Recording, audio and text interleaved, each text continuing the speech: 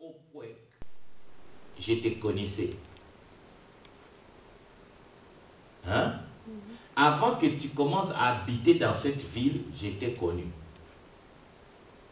Cela veut dire que ma connaissance ne commence pas ici à Opwek. Ma connaissance commence peut-être avant que tu étais à Bruxelles.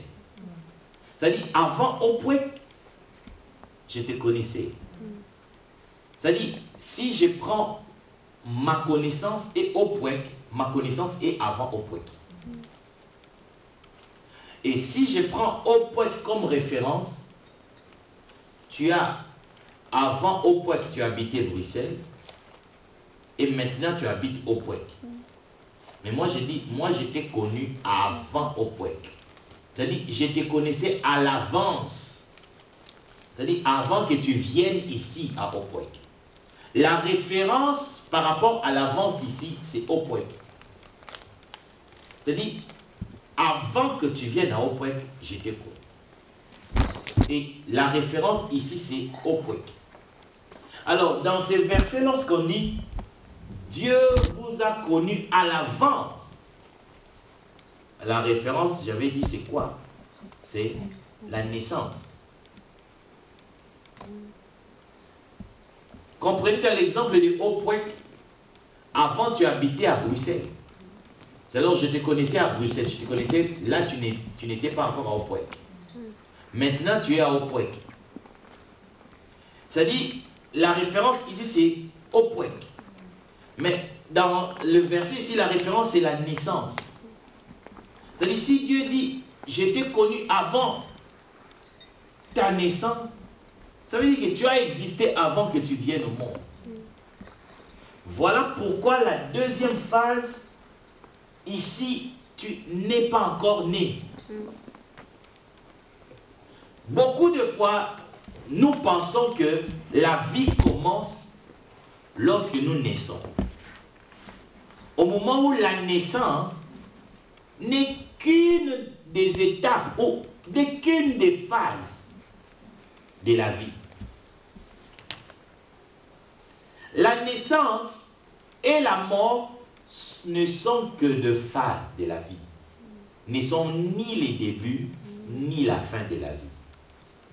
Ce ne sont que des phases, ce ne sont que des étapes de la vie. Dès que vous compreniez ça, vous n'aurez plus jamais peur de la mort.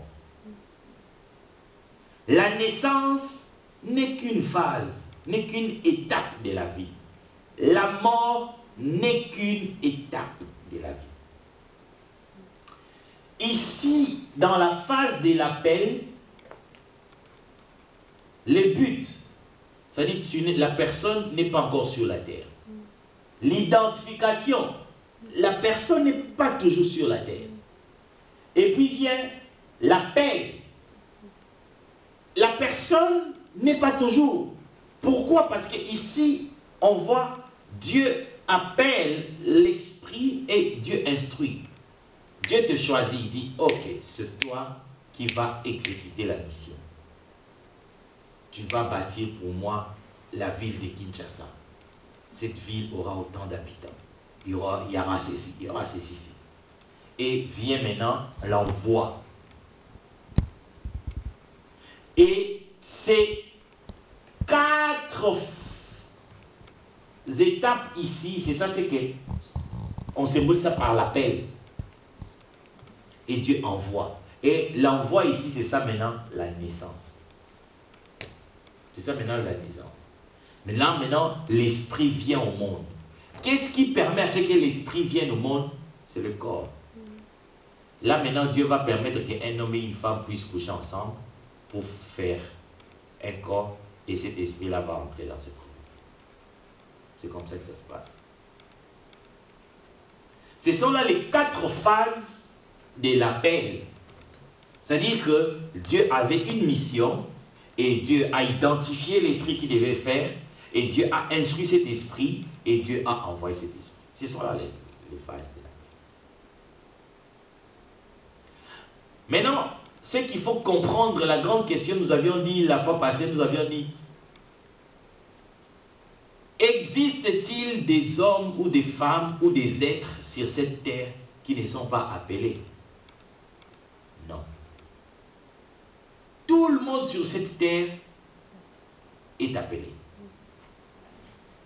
Pourquoi tout le monde est appelé? Premièrement, tu ne peux pas être appelé si tu n'as pas été prédestiné. Prédestiné, c'est quoi? C'est tout simplement planifier, avoir un programme. Et tu ne peux pas être prédestiné si tu n'as pas été connu à l'avance. La grande question que nous posons, Dieu connaît combien de personnes à l'avance? Tout le monde. Est-ce qu'il existe quelqu'un sur cette terre que Dieu ne connaît pas? Dieu connaît tout le monde. Et remarquez que l'appel, c'est la naissance. Existe-t-il quelqu'un dans ce monde qui n'est pas né? Hein? Non. Tout le monde.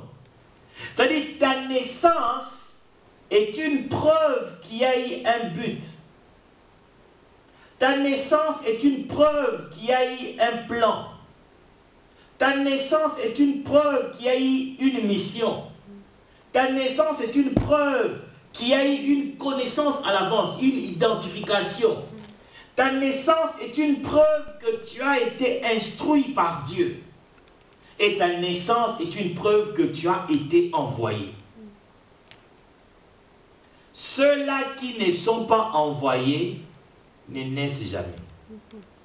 Il y a des myriades et des myriades des esprits qui sont dans le spirituel, qui ne sont pas sur la terre. Pourquoi? Parce qu'ils ne sont pas encore envoyés. Parce qu'ils ne sont pas encore appelés. Peut-être ils sont encore au début, ils sont encore ici, ils sont encore là, mais ils ne sont pas encore ici. Dès que tu nais sur la terre, c'est une preuve que tu as été instruit, c'est une preuve que tu as une mission, c'est une preuve que tu as des ressources. Tu as des ressources. C'est pour cela qu'il faut comprendre que votre vie n'est pas un hasard. Votre vie a été planifiée à l'avance.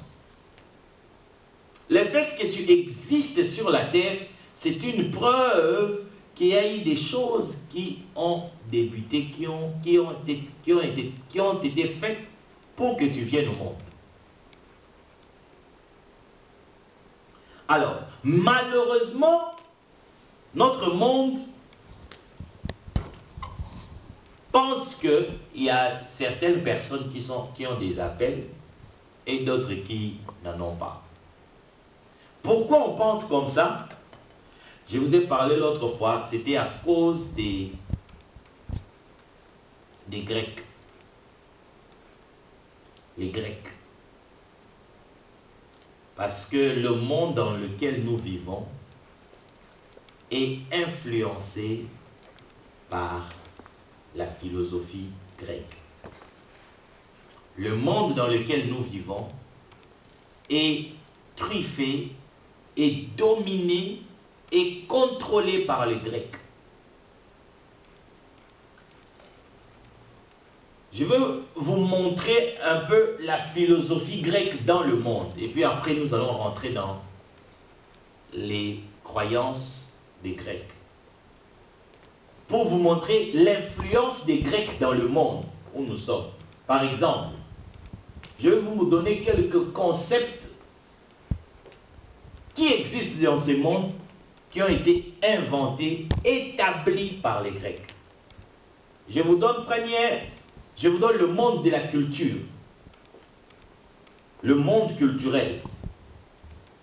Par exemple, lorsqu'on parle de la culture, on voit, je vous donne un seul exemple, c'est la musique. Savez-vous que le mot musique vient d'un concept grec qu'on appelle les muses. Muse. Le mot musique vient des muses. Muse, c'est quoi? Muse, c'est tout simplement des déesses grecques. C'était des entités grecques qui inspiraient des poètes, des artistes. Alors, ces muses-là, ce sont eux qui ont donné le mot musique. C'était des Grecs. Aujourd'hui, la musique, c'est partout dans le monde. Mais le mot musique, avant, pour que ce soit musique, il fallait que les Grecs puissent penser, puissent inventer le muse, pour qu'il y ait maintenant l'appellation musique.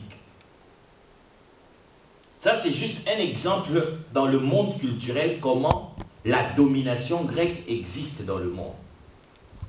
Je prends un deuxième exemple, c'est-à-dire dans le monde scientifique.